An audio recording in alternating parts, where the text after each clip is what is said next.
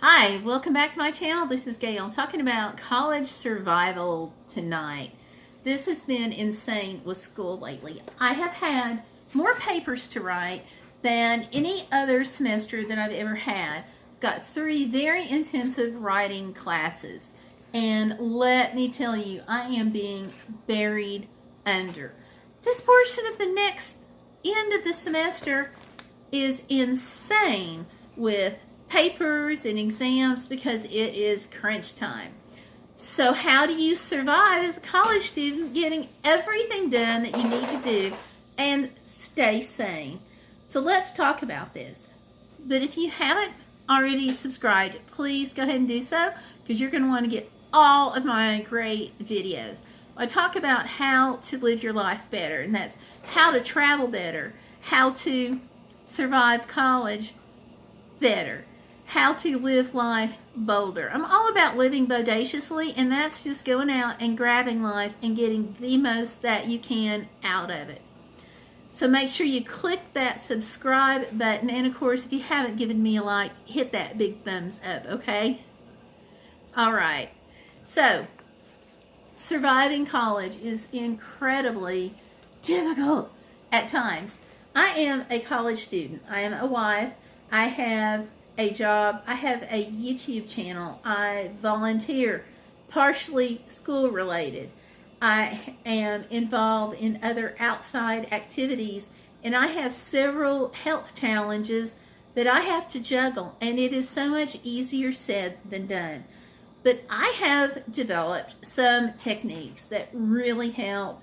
So I'm going to toss these out there, and what I want you guys to do, I want you to toss your suggestions into the comment section below because I need them, and other people do too, so we can get the conversation going.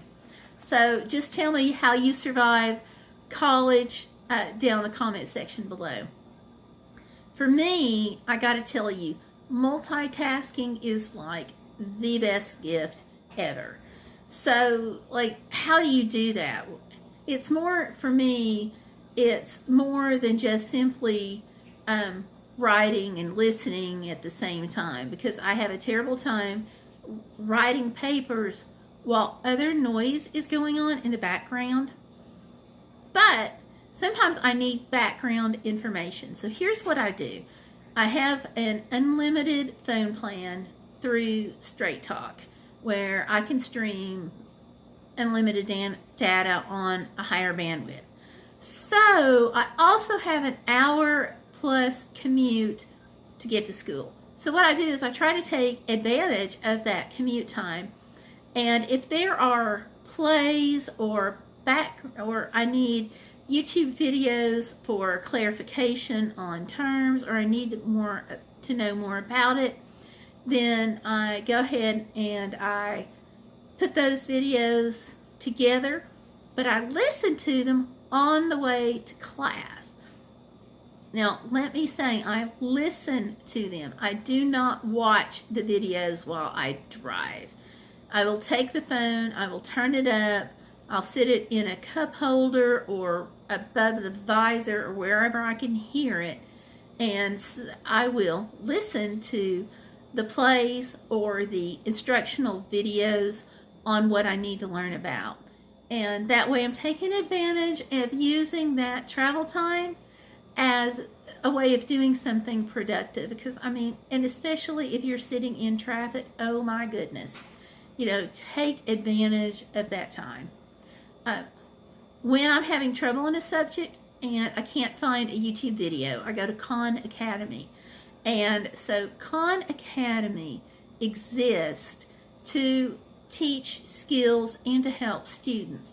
So, for example, if you're having problems with a particular algebraic term or grammar issues, you can go to Khan Academy, and they have little videos and different lessons that will help you do better.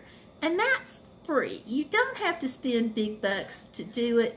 It's something you can do from home, and it's really nice to have that, because sometimes when I'm in class, the lecture makes sense, But when I get home, something happens and my brain goes haywire, and so I don't remember it that well. So Khan Academy has been a big help. But I also have other problems with my crazy schedule. And so, like, reading right now is I don't have time to read. But did you know that there are several apps that will read text to you? This whole text to speech, whether it's VoxDocs or text to speech or read aloud, all of those are apps that will read to you. So if you don't have time to read your textbook, as long as you can get it either in a digital format or take photos of it and turn it into a digital format, that's what I do, and VoxDocs reads to me. But on a digital textbook, you know, you may not be able to use VoxDocs, but your computer may have settings, and the other apps, you know, read aloud, text to speech, those may help. My secret weapon, though, is my Kindle. Oh my gosh, I love my Kindle Fire. Because one of the things about the Kindle Fire that I really like is the text to speech option. It comes with, okay, it's booting up, I was going to show you. But the text to speech option comes on the Kindle Fire. If you order a textbook and it's available on Kindle, chances are it's going to have the text to speech. So this means while you're driving down the road, you can be studying your homework on the textbook by having this bad boy read it to you. And of course, it's busy optimizing the system. So it's going to be a while before I can get into it to show you. So I'm going to close this cover. But that's like my ace in the hole when it comes to studying, because it just makes it convenient. And I don't know what it's doing. It's powering off. Okay. I went to turn it down, may have hit the wrong button. Anyway, it was booting up. But the Kindle, books on Kindle are a huge help for me. I can listen while I'm doing other things. And I can be driving, I can be doing laundry. You know, the YouTube or the Kindle, these things can be going on in the background, so I can be listening. It also helps me to take notes.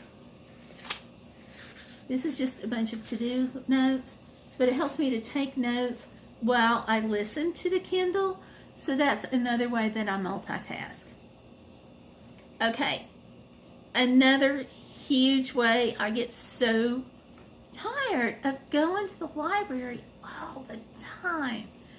So I have now figured out that it's possible, and I know, newsflash to some of you guys, but instead of having to do research for one paper and then go back for paper number 2 and back for paper number 3, one of the things that I try to do is do the research for several papers at the same time. You only have one trip you have to do to the library. It's only one time of digging through the various computer programs and websites to get what you need. So you go in, you get the research done, you're out of there. It makes life so much more convenient, like when you sit down and do other papers. Then you're not having to like continually review. And if you can use some of those sources that are the same, if you can use those sources for a couple of papers, then that's great too. Now, I'm not saying use the same paper for more than one class, because they're all frowning on that. But, you know, you can use the same source in more than one paper, especially if you don't have the same professor for those papers. And on your routine, for me, it's very helpful to set everything out that I need the night before. You know, put my folders together with my notebooks, I'll put my Contigo, I'll set it out with a tea bag next to it. So all I have to do the next day is throw that tea bag in that cup of water and I'm good to go. The tea bags that I use are cold brew, so I don't have to stand around waiting for tea to brew. Just put the cold water in here, dump that tea bag in, close the lid, I'm good to go. That's helpful. Making notes. But one of the biggest time savers, and don't laugh, that I have found is actually backing up your work. Now, I'm really, really fortunate. My computer died the other day, and without warning, it just goes. And I had most of my work backed up. If I had not had most of it backed up, I would have been so deep. It would not have been even salvageable. But I did lose some video footage, and I did lose a couple of days of class recordings. It could have been so much worse. So, in fact, that's partially why I'm late getting up all the videos, because I lost a bunch. And all my lovely vacation videos they're locked on the laptop. Not coming out for a while. Still working on that though. So yeah, back up your work, because if you have to do work over and over and over again, it is a time waster. So back it up some way. You know, if you don't have a USB drive, store it to the cloud. I use Google Drive a lot. Thumb drives, SD cards, you name it. Just back it up some way. Google Calendar is also something I use a lot, because I can set appointments on Google Calendar and set reminders. But I can also use that same feature when I have papers due. So tonight, for example, I had a paper due, but I set the reminder to send me the notification yesterday that it was due today. Well, I also had it send me a notification a few hours ago that it was due tonight. So all of this helps me stay on track. Once I put it in the first time, it's really simple, few clicks to go ahead and add that notification. But it helps tremendously when it comes to keeping up with due dates for papers, because this semester has been difficult. Very, very difficult. Google Calendar is great. Now, I also like the Google Home Mini. And the reason why, there's lots of reasons, but when it comes to schoolwork, one of the things that I like about the Google Home Mini is to be able to yell at it and ask it what my day is like. So it will tell me if I've got an appointment. It will tell me what the weather is like. If I've got a reminder set for a paper due, it will tell me that. Anything that I've programmed in to let me know that it's time, if it's on my Google Calendar, then my Google Home Mini can remind me of that. And I can listen to that, while I'm getting dressed, brushing my teeth, anything that I'm doing for the morning routine. Very, very, very helpful. And programming it, for all these calendar appointments and deadlines and things that I have, it is made so simple by just picking up my phone and dictating it. I love my Google Assistant apps. I can say, hey, Google, set calendar appointment for, or set reminder for, and I can just talk, take a quick glance, make sure everything's correct, because I got to tell you, this whole voice dictation thing sometimes does its own thing when it goes to the computer. But I can do that and just go back. I can take a quick glance, look at it, but instead of opening up my computer and pulling up the program, I can just pick up the phone, yell at it, tell it to do its thing, and I've got those appointments set and those reminders done in a fraction of the time. So within just a couple of minutes. But something else that it's important to remember, you can use all the tablets, notepads, Kindles, apps. You can record your classes, which I like to do. Super Voice Recorder is the name of the software that I use. And I really like it because I can set that to record and then just simply close it. Close my Kindle. It's no big deal. Set it on my desk. The Kindle's recording. It's not a big deal. Nobody even knows it but you. So I like Super Voice Recorder for that. But when I'm driving back and forth to work, like I said, I have this huge commute. I can listen to, that's another thing I can listen to in the car. And that helps. You know, as far as like getting help on your work at home, if you don't have time to drive into your academic support center on college, I totally get you. Check with your college. Tutor.com has been a great agency for me, or company or organization, whatever you want to call it. It's been great to work with, and my school actually provides 5 hours of tutor time through tutor.com for free. So they're paying for it. I'm paying my tuition. So I guess really I'm paying for it. But when I need help on a paper, when I need proofreading done, I can go online to tutor.com and get help with that. So it's really much faster than going into the academic support center.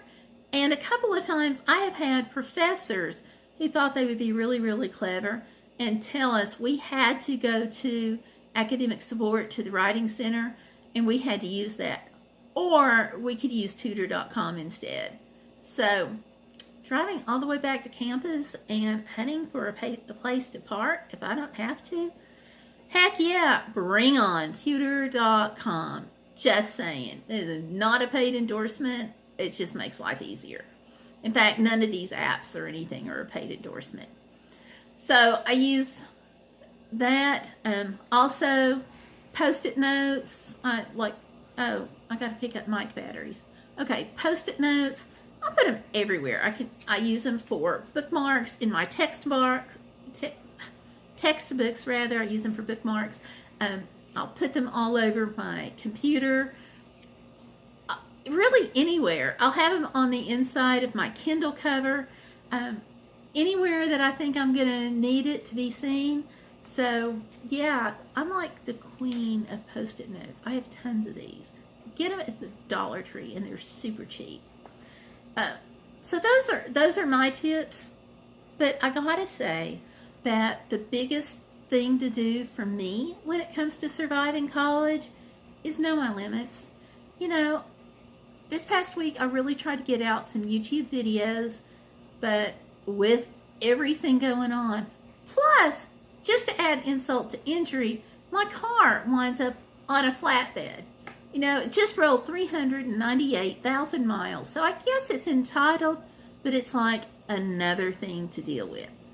But know your limits. If everything falls apart and you can't get something done, don't panic, okay? If it's a paper, email your professor and see if there's a way you can turn it in late. I mean, yeah, you may get a ding on it for the lateness, but as long as your professor will accept it, you know, go for it. If you have no other options and you are running late with stuff, contact your professor and ask for an extra time. Don't panic and don't give up. If you see that you are going to go into a portion of the semester where everything's really packed, do as much as you can ahead of time. Like if you know that finals week is going to kill you and you're in the kitchen and you're making one casserole, guess what? It's not that much more time to make a second casserole. Throw them both in the oven, freeze one, and then boom, when you're getting slammed during finals week or midterms or whatever, you've got stuff in the freezer. All you have to do is pull it out and throw it in the oven, and it sure beats eating out all the time, and it's done. You don't even have to think about it. So some planning ahead like that. Another thing as far as like meals out and stuff for those times that you know is going to be packed. If you get a payday and you want to pick up like a Pizza Hut gift card or, you know, any kind of like I don't know, KFC, fast food or whatever, then you've already got that in your pocket. So it takes the financial pressure off just a little bit to kind of have that prepaid handy, ready to go, so you can just zip through that drive-through. You know, these are just things. Keep your car gassed, things like that. Just develop a routine and stick with it, but along with that routine, know your limit, because you have to take some time for yourself to recharge your batteries, and I don't want to say relax, but to just really catch your breath. Relaxing is great if you can do it, but I've not figured out how during a semester to actually get that done. So if you get that figured out, leave that down in the comment section. Probably the closest thing for me is creating the YouTube videos and connecting with you guys. So that's not a bad thing. But again, if you have some way that you do it that works for you for relaxing, leave that comment down below and help us all figure out how to do just that. So there we go. What are your comments and suggestions?